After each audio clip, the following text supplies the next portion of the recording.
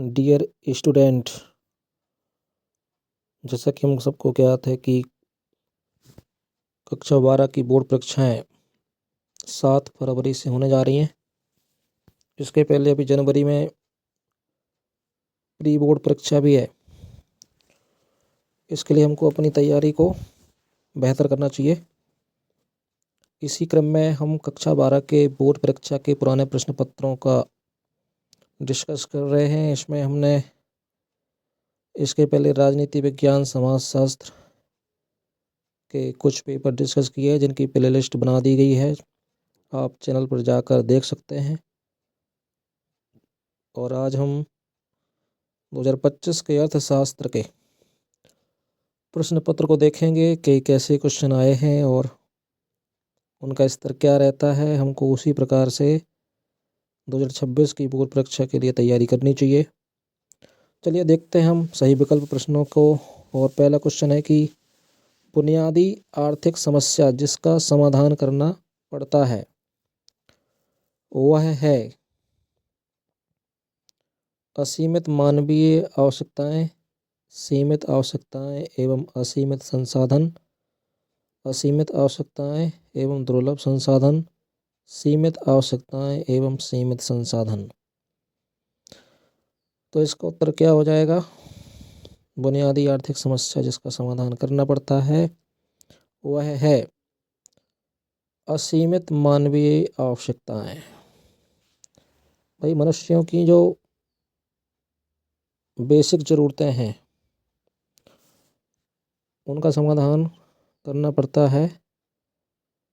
तो इसका हो जाएगा आपका ऑप्शन ए।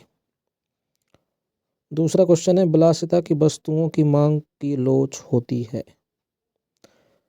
ऑप्शन है लोचदार, अत्यधिक लोचदार, बेलोचदार, पूर्ण बेलोचदार। तो विलासिता की वस्तुएं क्या होती हैं? यानी जो आपकी बेसिक ज़रूरतों के अलावा जिसको आप हाई स्टैंडर्ड क्वालिटी को मेंटेन करने के लिए ख़रीदते हैं। तो इसका जो सही उत्तर हो जाएगा, इनकी लोच होती है अत्यधिक लोचदार। तीसरे प्रश्न है आपके कुल लागतें होती हैं। लागत क्या होती है? आप किसी भी कंपनी को शुरुआत करते हैं तो आपको जो भी उसमें इन्वेस्ट करना पड़ता है वो लागत है आपकी। तो कुल लागतें होती हैं। ऑप्शन है आपके कुल परिवर्ती लागत, TVC। ऑप्शन है कुल स्थिर लागत, TFC। कुल स्थिर लागत एवं कुल परिवर्ती लागतों का योग। लास्ट है आपका कुल परिवर्ती लागत एवं कुल स्थिर लागतों का अंतर। तो इसका क्या उत्तर हो जाएगा? इसमें हो जाएगा कुल स्थिर लागत। फिर अगला क्वेश्चन है निम्नलिखित में से साधन आय कौन सी है? साधन आय ब्याज, अनुदान, छात्रवृत्ति, विदेशों से प्राप्त उपहार। तो इसमें जो हमारी साधन आय है भारतीय अर्थव्यवस्था में वो क्या है? वो है ब्याज। क्योंकि भारत सर्वाधिक जो अपनी साधन आय होती है उसमें ब्याज का उपयोग करता है। अगला 5वां ऑब्जेक्ट है उपभोग फलन है। आय तथा उपभोग में संबंध, आय तथा बचत में संबंध, आय तथा निवेश में संबंध, बचत तथा उपभोग में संबंध। तो बेटा इसका क्या उत्तर हो जाएगा? उपभोग फलन। इसका उत्तर हो जाएगा आपका आय तथा उपभोग में संबंध। यानी जो हमारी इनकम होती है वो हम जो खर्च करते हैं उसके बीच जो हम संबंध निकालते हैं उसको उपभोग फलन कहते हैं। देखो भाई, ये फिर 6वां क्वेश्चन, एक सरकारी बजट में राजस्व घाटा 20,000 करोड़ तथा उधारी 50,000 करोड़ रुपए है, तब वित्तीय घाटा कितना हो जाएगा? इनका टोटल कर देंगे अपन तो हो जाएगा हमारा 70,000 करोड़ रुपए। नेक्स्ट है आपका रिक्त स्थानों की पूर्ति कीजिए। देखिए, ऑब्जेक्ट बहुत ही महत्वपूर्ण होते हैं और आपके जो पेपर में ऑब्जेक्ट रखे गए हैं आपके मार्क्स को बढ़ाने के लिए और पेपर को आसान बनाने के लिए रखे गए हैं। 32 मार्क्स आपके लिए बहुत महत्वपूर्ण है। बच्चे बड़े प्रश्नों से डर जाते हैं, इसलिए आप छोटे प्रश्न तैयार करते जाएं और जो बेहतर स्टूडेंट हैं जिनने पूरी वर्ष पढ़ाई की है उनको सभी क्वेश्चनों पर फोकस करना चाहिए। प्रश्न 2 है, खालिस्तान है। पहला है, कुल संप्राप्ति वक्र का ढाल सदैव क्या होता है? धनात्मक होता है। दूसरा है, पूर्ति का नियम किन वस्तुओं पर लागू नहीं होता है? तो नाशवान वस्तुओं पर लागू नहीं होता है। भाई जो वस्तुएं जल्दी नष्ट हो जाती हैं उनकी पूर्ति भली हो जाए लेकिन उसकी डिमांड फिर से हो जाएगी ना, इसलिए वह नाशवान वस्तुओं पर लागू नहीं होता है। तीसरा, खालिस्तान है कि पूर्ण प्रतिस्पर्धात्मक बाजार में विक्रेता किन वस्तुओं का विक्रय करते हैं? पूर्ण प्रतिस्पर्धात्मक बाजार में विक्रेता समरूप वस्तुओं का विक्रय करते हैं, समरूप वस्तुएं बेचते हैं वो। प्रतिस्पर्धा यानी जहाँ कंपटीशन बहुत होता है मार्केट में। फोर्थ है, कृषि समर्थन कार्यक्रम द्वारा सरकार कुछ कृषि पदार्थों के लिए तय की गई कीमत का क्या करती है? न्यूनतम सीमा तय कर देती है कि आपको इतनी कीमत पर इसको खरीदना ही पड़ेगा, है ना। जैसे कि क्या बोलते हैं उसको, MSP, मिनिमम सपोर्ट प्राइस। जैसे आपने देखा होगा कि किसान गेहूं धान के लिए जो सरकार, चना मसूर के लिए जो सरकार रेट तय कर देती है तो मंडी में उनको किसान बेच देता है ताकि किसानों का नुकसान ना हो, यानी उससे कम मार्केट में कोई नहीं लेगा, उससे ज़्यादा ही लेगा। नेक्स्ट, जॉन मेनार्ड कीन्स की पुस्तक the general theory of employment interest and money का प्रकाशन कब हुआ था? 1936 में हुआ था। फिर है आपका, गुणक एवं सीमांत उपभोग प्रवृत्ति के बीच धनात्मक संबंध पाया जाता है। इनको आप तैयार कर लें। फिर आता है सत्य असत्य। तो सत्य असत्य में देखिए, ऑब्जेक्ट एक जो आपने बेसिक पढ़ाई की हो अपने कक्षा की और डिटेल से पढ़ा हो तभी हम उसको बेहतर तरीके से समझ पाते हैं और सही कर पाते हैं। तो जो पुराने प्रश्न पत्र होते हैं उनमें से भी अधिकांश क्वेश्चन रिपीट हो जाते हैं, इसलिए उनको तैयार करके जाना चाहिए। प्रश्न क्रमांक 3, सत्य असत्य। तो दीर्घकाल में उत्पादन के सभी साधन अपरिवर्तनशील होते हैं। तो यह क्वेश्चन, यह सेंटेंस क्या हो जाएगा? गलत हो जाएगा, ऐसा नहीं होता है। ओके ना।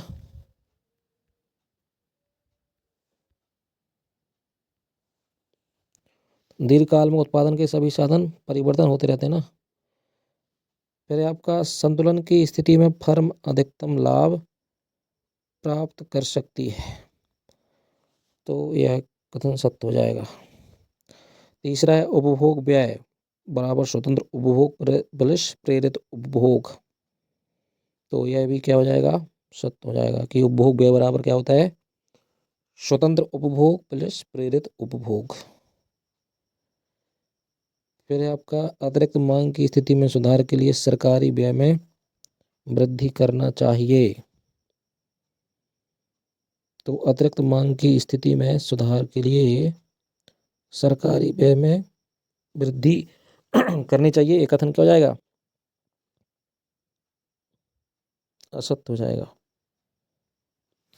फिर आपका, संसद में बजट भाषण गृह मंत्री द्वारा दिया जाता है। यह भी गलत हो जाएगा भैया, वित्त मंत्री देता है भाषण संसद में, है ना। बजट क्या होता है कि जो प्रत्येक वर्ष सरकार अपने आय व्यय का लेखा जोखा संसद में प्रदर्शित करती है, पेश करती है। पूरे साल में सरकार क्या करेगी, कहाँ से उसको आय होगी, कहाँ इन्वेस्ट होगा, उसके बारे में वित्त मंत्री चर्चा करता है। अभी वर्तमान में कौन है वित्त मंत्री देश में? निर्मला सीतारमण। ओके। 6वां क्वेश्चन है, आय, उत्पादन तथा रोजगार सिद्धांत समष्टि अर्थशास्त्र की शाखा नहीं है। तो यह कथन भी क्या है? गलत है भैया। व्यष्टि समष्टि अर्थशास्त्र की शाखाएं होती हैं। तो आय, उत्पादन और रोजगार सिद्धांत समष्टि अर्थशास्त्र की शाखा है। फिर हम देखते हैं सही जोड़ी के लिए, विनिमय दर में वृद्धि भुगतान संतुलन के अनुकूल होना चाहिए। विनिमय दर में कमी भुगतान संतुलन के प्रतिकूल हो गया। फिर राजकोषीय उपाय क्या है? कर आरोपण नीति। मौद्रिक उपाय क्या है? खुले बाजार की क्रियाएं इससे जुड़ी होती हैं। और कोक एवं पेप्सी ये क्या है? स्थानापन्न वस्तुएं हैं। पेन एवं स्याही ये क्या है?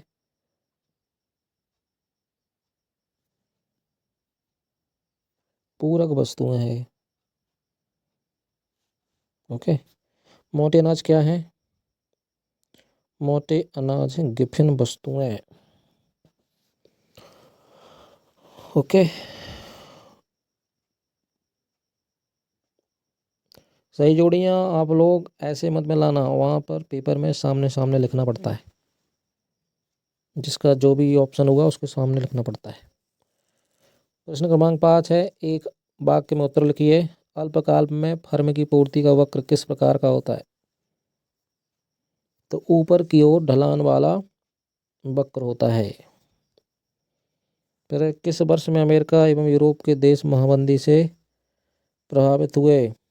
तो 1929 में यहाँ पर अमेरिका यूरोप में महान मंदी आई थी। ओके। भारत में बैंकों का बैंक कौन होता है? तो होता है रिजर्व बैंक ऑफ इंडिया। और इसकी स्थापना कब हुई थी? 1 अप्रैल 1935 को। और इसका जो एक्ट आया था वो आरबीआई एक्ट 1934 था। सरकार की ज़रूरतों को पूरा करने का ये काम करता है और मौद्रिक नीति तैयार करता है कि कौन सा बैंक कितना पैसा रखेगा, किस मद में ब्याज की दरों को डिसाइड करता है और किस मद से व्यापारिक लोग ब्याज लेंगे, किसानों को ब्याज मिलेगा।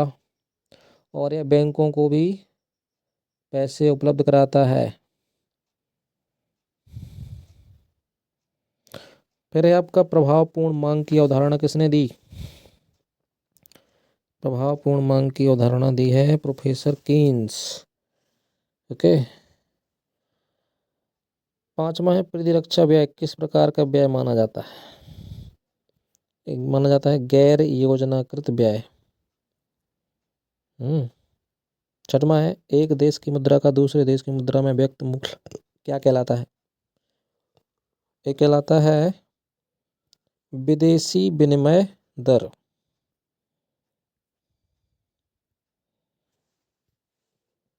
जैसे कि हमारे रुपए, जो भारतीय रुपया है उसकी कीमत डॉलर के मुकाबले घटती जा रही है, यानी रुपया कमज़ोर होता जा रहा है वैश्विक बाजार के स्तर पर देखा जाए तो। फिर है अगला क्वेश्चन है, राष्ट्रीय आय की गणना की विधियों के नाम। ये बहुत ही इम्पोर्टेंट है, इसको आप बड़े क्वेश्चन के रूप में डिटेल से भी तैयार करें, वो पूछा जाता है। तो ये 3 विधियां हैं, आय, व्यय और उत्पादन। यानी राष्ट्रीय आय की गणना करनी हो कि देश की पूरी राष्ट्रीय आय क्या है, तो उत्पादन से हम कर सकते हैं कि कितना उत्पादन हुआ है हमारे यहाँ। फिर व्यय से भी निकाल सकते हैं कि कितना खर्च किया है भारत सरकार ने। ओके। और आय कितनी हुई है, आय विधि से हम आय के द्वारा ज्ञात कर सकते हैं कि कितना हमको इनकम हुआ है, इससे बेनिफिट हुआ है। तो बच्चों ये ऑब्जेक्ट थे जिसको आप तैयार कर लें और निरंतर पढ़ते रहें। यदि आप इस चैनल पर पहली बार आए हैं तो कृपया करके चैनल को सब्सक्राइब कर लें, वीडियो को लाइक कर दें और अपने दोस्तों तक इसको शेयर कर दें। आपको ये प्रयास कैसा लगता है इसके बारे में हमें कमेंट बॉक्स में ज़रूर बताएं। और यदि आपकी कोई शंका है, कोई क्वेश्चन है तो ज़रूर पूछें। मिलते हैं अगले वीडियो के साथ और आपके भविष्य की उज्जवल शुभकामनाएं। पढ़ते रहिए थोड़ा सा गंभीरता से। अब आपके पेपर के जो दिन हैं वो नज़दीक आने वाले हैं, इसलिए लापरवाही ना करें। आपके लिए यह समय बहुत महत्वपूर्ण है। कक्षा 12 की परीक्षा आपके कैरियर के लिए भी ज़रूरी है और आपके बेसिक स्टैंडर्ड जो डॉक्यूमेंट होते हैं उसके लिए भी महत्वपूर्ण है। चलिए, धन्यवाद।